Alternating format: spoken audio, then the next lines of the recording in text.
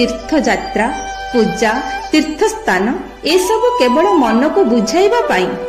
तीर्थरे जाई स्नान कले पूजा अर्चना कले पापर प्रायश्चित हुए बोली कहती।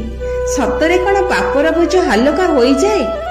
मद्यपात्र भांगीदेले जेपरी निशाखोर निशा छाड़ी जाए नहीं, ठीक सही परी जेते तीर्थाटन तीर्थस्थान कले भी पापर प्रायश्चित हुए नहीं।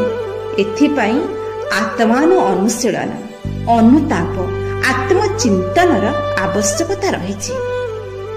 भोजन काल नीरवता अवलंबन करने आवश्यक। यह फल अनेक उपकार मिलता है।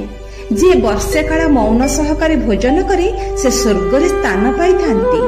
तांका पाई सुख समृद्धर द्वार खोली जाई थाए। जी ब्रह्म को चिन्हेना, जी अन्यर अंतर को चिन्हेना, जी शुद्ध चित्तर पवित्र नुहे से कदापि ब्राह्मण